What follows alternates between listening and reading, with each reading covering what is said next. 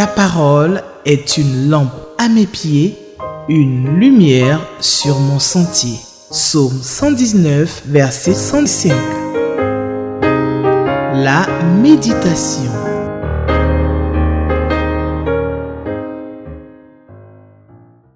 Amis téléspectateurs, bien-aimés dans la foi, nous vous souhaitons la bienvenue à votre émission La Méditation sur Espérance TV. En ce jour du jeudi 22 janvier 2025, nous voulons bénir Dieu pour cette grâce particulière qui nous accorde encore ce jour d'être au rang des vivants. Et nous bénissons son nom pour ce qu'il est et surtout pour tout ce qu'il fait. Oui, il est Dieu, il est vivant et il est éternel. Et nous voulons lui rendre toute la gloire parce qu'il est Dieu. Oui, ce matin, nous voulons lui dire merci. Lui dire merci pour tout ce qu'il a fait pour nous. Il est bon d'être reconnaissant à Dieu et de lui être obéissant. De lui être obéissant dans tous les aspects de notre vie. Alors, le passage de ce jour, c'est Jérémie 22, les chapitres 18 à 30. Mais bien avant, nous allons procéder à une prière. Que le Seigneur nous conduise. Éternel, notre Dieu, nous voulons te dire merci pour ce temps et ce moment. Sans toi, nous ne pouvons rien. Et nous voici réunis autour de ta parole. Nous voulons partager ce temps entre toi et les frères et les sœurs. Père, prends le contrôle de toutes choses, parle à nos cœurs ce jour et remplis-nous de ta présence. Enseigne-nous, car nous ne savons pas.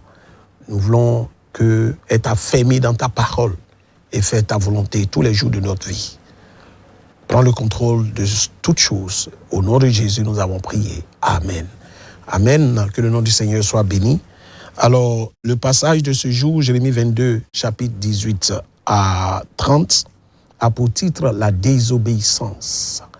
La désobéissance, un thème, un titre qui nous interpelle à plus d'un titre, en ce sens que l'obéissance est une vertu, est une qualité que nous devons pratiquer tout au long de cette année. Oui, ça doit être un style de vie, l'obéissance. Nous devons être obéissants dans tous les aspects de notre vie, sur le plan spirituel, sur le plan marital, sur le plan social, sur le plan intellectuel, sur le plan professionnel. Dans toutes les dimensions de notre vie, l'obéissance est une nécessité. Et qui plus est que dans la marche avec l'Éternel, là, l'obéissance est essentielle. Et tous les chrétiens sont confrontés à ce défi de la désobéissance. Alors, à travers ce passage, nous allons essayer de voir ce que Jérémie, n'est-ce pas, nous parle encore aujourd'hui. Jérémie, chapitre donc 22, à partir du verset 18. C'est pourquoi, ainsi parle l'Éternel sur Joachim, fils de Josias, roi de Juda. On ne le pleurera pas en disant « Hélas mon frère, hélas ma sœur ». On ne le pleurera pas en disant « Hélas Seigneur, hélas sa majesté ». Il aura la sépulture d'un âne. Il sera traité et jeté hors des portes de Jérusalem. Monte sur le Liban et crie, élève ta voix sur le Basan. Crie du haut d'Abarim, car tous ceux qui t'aimaient sont brisés. Je t'ai parlé dans le temps de ta prospérité. Tu disais, je ne t'écouterai pas. C'est ainsi que tu agis dès ta jeunesse. Tu n'as pas écouté ma voix. Tous tes pasteurs seront la pâture du vent, et ceux qui t'aiment iront en captivité. C'est alors que tu seras dans la honte, dans la confusion à cause de toute ta méchanceté. Toi qui habites sur le Liban, qui as ton nid dans les cèdres, combien tu gémiras quand les douleurs t'atteindront, douleurs semblables à celles d'une femme en travail. Verset 24. Je suis vivant, dit l'Éternel.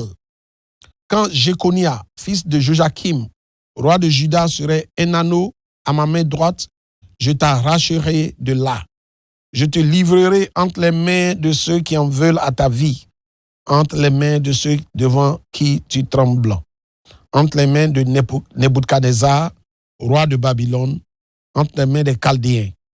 Je te jetterai, toi et ta mère qui t'a enfanté, dans un autre pays où vous n'êtes pas né, et là, vous mourrez. Mais dans le pays où ils auront le désir de retourner, et ils ne se retourneront pas. Est-il donc un vase méprisé, brisé, ce Jéconia? Est-il un objet auquel on n'attache aucun prix? Pourquoi sont-ils jetés, lui et sa postérité, lancés dans un pays qu'ils ne connaissent pas? Terre, terre, terre, écoute la parole de l'Éternel. Ainsi parle l'Éternel. Inscrivez cet homme comme privé d'enfant, comme un homme dont les jours ne seront pas prospères, car nul de ses descendants ne réussira à s'asseoir sur le trône de David et à régner sur Juda. Alléluia. Alors, ce passage intitulé La désobéissance est un passage où Dieu prononce un jugement sur les rois de Juda. Les rois de Juda sont pratiquement en procès ici vis-à-vis de Dieu. Dieu est en train donc de prononcer ce jugement. Alors, c'est un passage qui est important parce que c'est la suite logique de ce que nous disions la semaine dernière, à savoir que le jugement de Dieu est inévitable. Et bien aimé dans la foi, il faut reconnaître que ce passage peut être l'objet de deux mouvements, à savoir, si nous prenons du verset 18 au verset 19, où Dieu annonce la condamnation de Josias, qui indique même que même un roi, même s'il est bien né, peut mourir par un jugement divin à cause de son injustice. Et ça, c'est ce qu'il faut reconnaître ici. Du verset 20 au verset 23, et ce qui peut nous emmener même à aller au-delà, nous avons une mise en garde contre le roi de Juda qui s'appuie sur leur trône et leur palais, qui pensent être intouchables. Ici, c'est le thème de l'orgueil qui est mis en exergue, l'orgueil et l'iniquité. Alors, il est important de comprendre que le reste de ce passage nous parle, n'est-ce pas, de la conséquence du jugement. Alors, Jérémie prophétise dans un contexte de déclin de Juda, avant donc l'exil à Babylone. Alors, tout ce chapitre met en lumière la corruption des rois de Juda et leur incapacité à gouverner selon la justice de Dieu. Parce que Dieu a une justice. Et ce qu'il attend de son peuple, c'est de se soumettre à sa justice. Alors, quand les rois eux-mêmes, ceux qui sont censés diriger le peuple, se soumettent, sont souillés, sont corrompus, et ils gouvernent selon la justice des hommes et non celle de Dieu, alors Dieu s'érige et s'élève contre eux. Alors Dieu utilise donc Jérémie pour rappeler que la royauté n'est pas un privilège absolu, mais une responsabilité morale et une responsabilité spirituelle. Bien-aimé, tu peux être en train de gouverner, mais sache que ce n'est pas un privilège absolu. Le pouvoir que tu exerces peut être arraché du jour au lendemain si tu ne marches pas en conformité de vie avec la parole de Dieu, avec la justice de Dieu. Mais il faut savoir que le pouvoir que tu as est une responsabilité spirituelle et une responsabilité morale. Alors, bien-aimés dans le Seigneur, quand nous voyons ici à partir du verset 18, il dit, c'est pourquoi ainsi parle l'Éternel sur Joachim, fils de Josias, roi de Juda. Il dit, on ne te pleurera pas en disant, hélas mon frère, hélas ma soeur.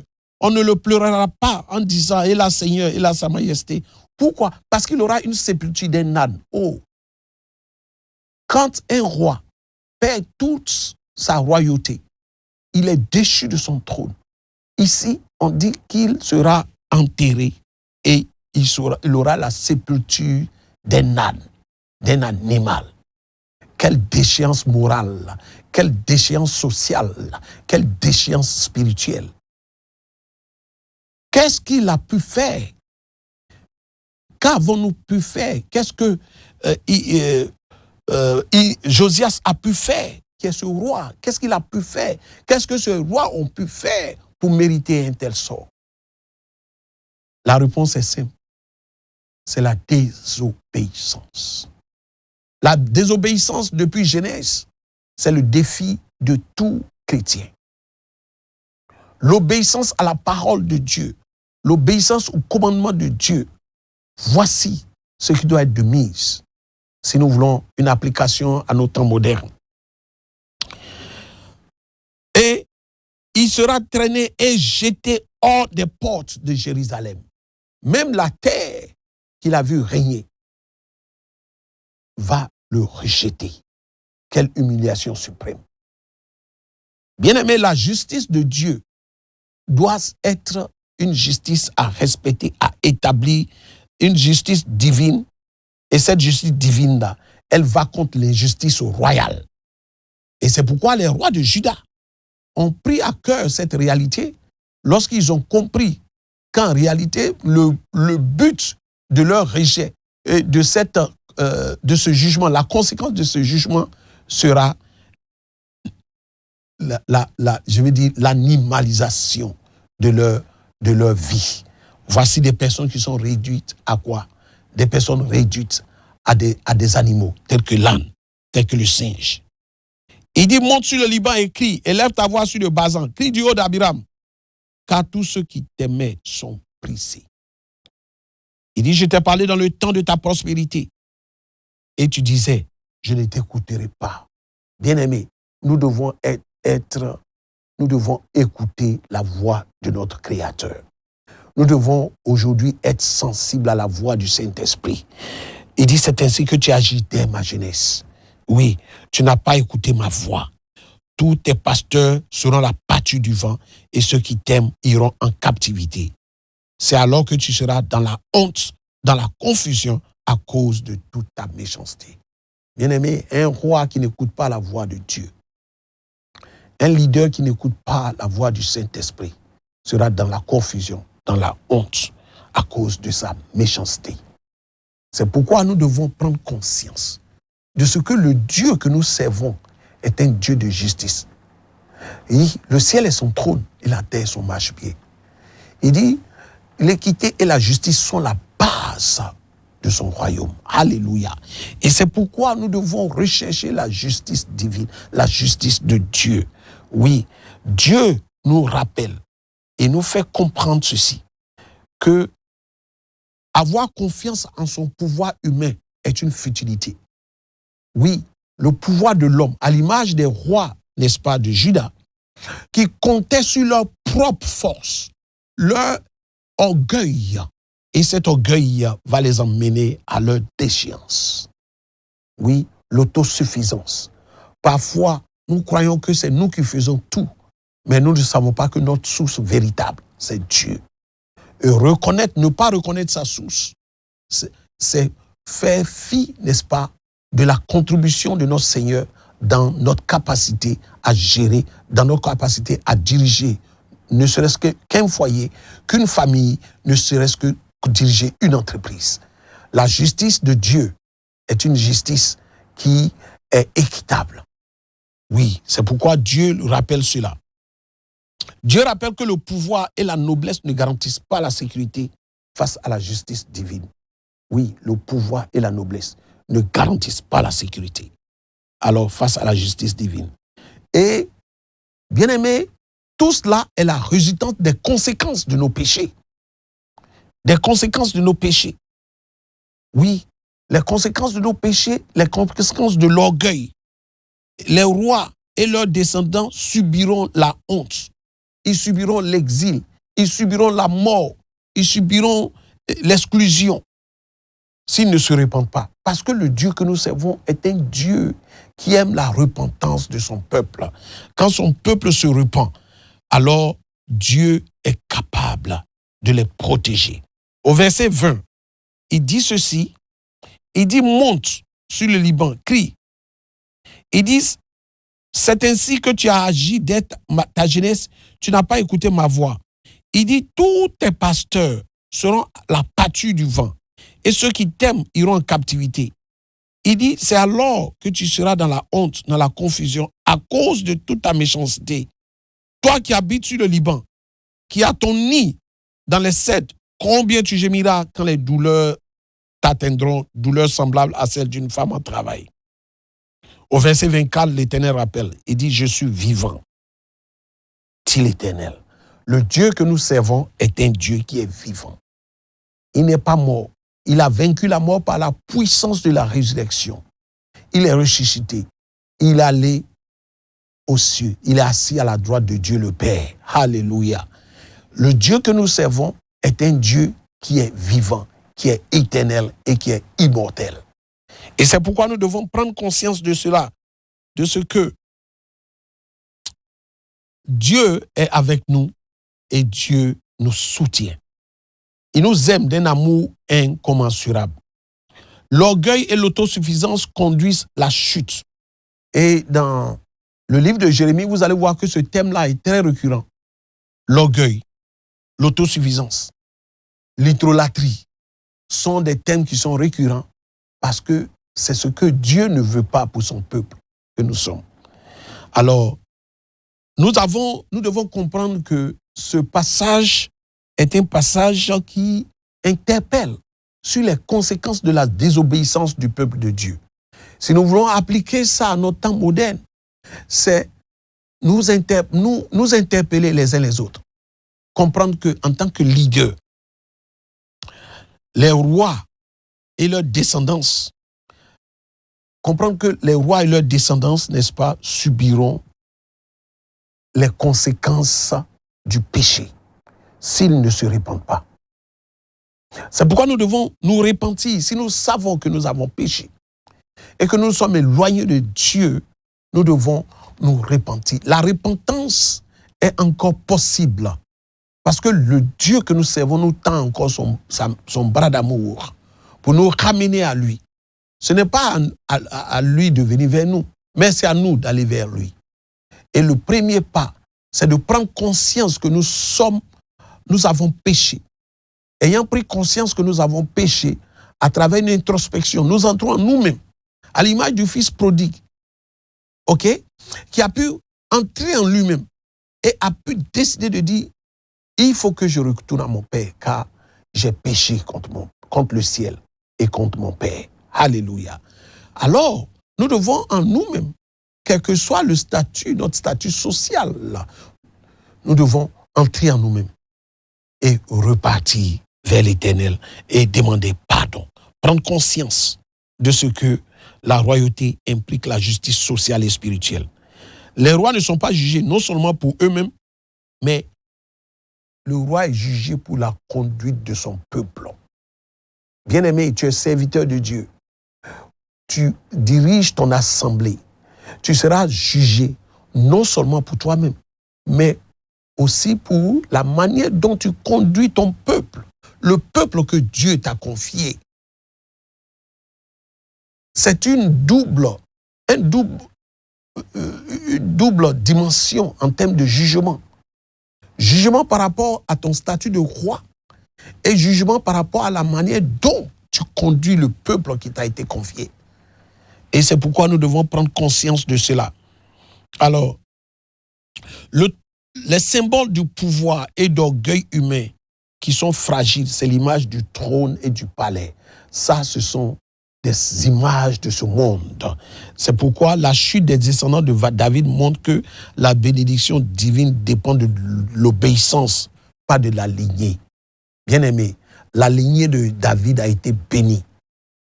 Mais cette lignée-là, ceux qui n'ont pas pu, n'est-ce pas, obéir à la parole de Dieu ont été discrédités. Mais ceux qui ont pu marcher en conformité de vie avec Dieu, ils ont été bénis. C'est pourquoi, bien-aimés dans le Seigneur, il faut bien retenir cela. La bénédiction divine, elle dépend de l'obéissance. Elle ne dépend pas de la lignée. Tu entends certains, je suis né dans une famille chrétienne, donc moi-même je suis naturellement chrétien. On n'est pas naturellement chrétien. Le père peut être serviteur de Dieu, la mère servante de l'Éternel. Mais toi, tu dois faire ton expérience personnelle avec Dieu. Tu dois accepter Jésus comme étant ton sauveur et ton Seigneur personnel. Oui, le salut est un acte individuel, personnel et personnalisé. Ce n'est pas un acte communautaire et collectif. C'est pourquoi il faut savoir que donner sa vie à Jésus est une décision personnelle. Ce n'est pas une question de lignée. C'est pourquoi, bien-aimés dans la foi, nous devons prendre cela avec beaucoup de considération et marcher en conformité de vie avec la parole de Dieu. Nous éloigner de l'orgueil qui précède la chute. Nous éloigner de l'autosuffisance qui précède aussi la chute. Nous rapprocher de Dieu. Nous dépendre de Dieu. Compter sur lui parce qu'il est notre source. Quand tu as accepté Dieu comme étant ta source, le rocher des âges, l'ancien des jours, rien ne peut t'inquiéter, rien ne peut t'arrêter et rien ne peut être impossible. Le Dieu que nous servons est fidèle. Alors, l'exil est la conséquence, est la manifestation, l'exil est la honte, c'est la manifestation de ce que les conséquences de l'injustice et sont également les conséquences de l'injustice et de la désobéissance. Et cela est aussi récurrent dans le livre de Jérémie. Jérémie nous parle beaucoup de la honte et de l'exil, effectivement, qui sont la conséquence de la désobéissance. Oui, pour les dirigeants, nous devons savoir ceci. Nous devons exercer le pouvoir avec justice. Tu peux avoir été nommé comme responsable dans l'église, du groupe musical, responsable de la jeunesse, des hommes, des femmes, de l'école du dimanche, et j'en passe. Sache une seule chose, tu dois exercer le pouvoir avec justice, avec humilité et respect de Dieu. Ce sont des valeurs que nous devons cultiver lorsque nous sommes en train d'exercer un pouvoir de quelque nature que ce soit à l'église, que ce soit au service, que ce soit dans la vie, communautaire. Il faut exercer le pouvoir avec justice, avec humilité et avec respect de Dieu. C'est très important pour notre marche. Alors, pour les croyants, nous devons savoir que nous ne devons pas confondre position sociale et faveur divine. Oui, la position sociale et la faveur divine sont des réalités différentes. Il faut faire attention. Oui, ce n'est pas parce que tu as une position sociale et que la faveur divine sera automatique. Les deux ne sont pas intrinsèquement liés. Alors, pour la communauté que nous avons, Dieu se soucie de la justice sociale et sanctionne l'injustice. Alléluia. Dieu sanctionne l'injustice. C'est pourquoi, bien-aimés, nous devons rechercher la justice divine, la justice de Dieu. Et savoir que nous devons exercer avec justice, avec humilité, avec respect de Dieu. Et lorsque nous ferons cela, nous allons voir que le Dieu que nous servons, il sera avec nous, il sera en nous et il sera pour nous. Il combattra pour nous. Oui, parce que nous savons en qui nous avons cru. Le Dieu que nous servons est un Dieu de justice. Christ est notre justice. C'est pourquoi nous devons rechercher la face de Dieu en tout temps, en tout lieu et en toutes circonstances. Rien ne doit pouvoir nous éloigner de la face de Dieu. Rien ne doit nous éloigner de la présence de Dieu. Parce que le Saint-Esprit est avec nous. Oui, sa présence seule nous suffit. Oui, en tant que leader, nous devons comprendre que la désobéissance, nous sommes tous à l'épreuve de la désobéissance. Bien-aimés dans le Seigneur, Tous, nous sommes à l'épreuve de la désobéissance. Parce que ce que Dieu attend de nous, c'est l'obéissance. L'obéissance à sa parole, l'obéissance à ses commandements, l'obéissance au Saint-Esprit, à Jésus et à Dieu le Père.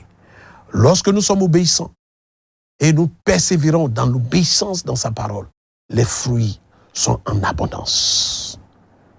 Oui, alors que lorsque nous sommes dans la désobéissance, nous sommes dans la rébellion, et ce que Dieu attend de nous, ce n'est pas encore tard, parce que c'est un Dieu qui est miséricordieux. Il nous tend sa main d'amour afin de nous ramener à lui.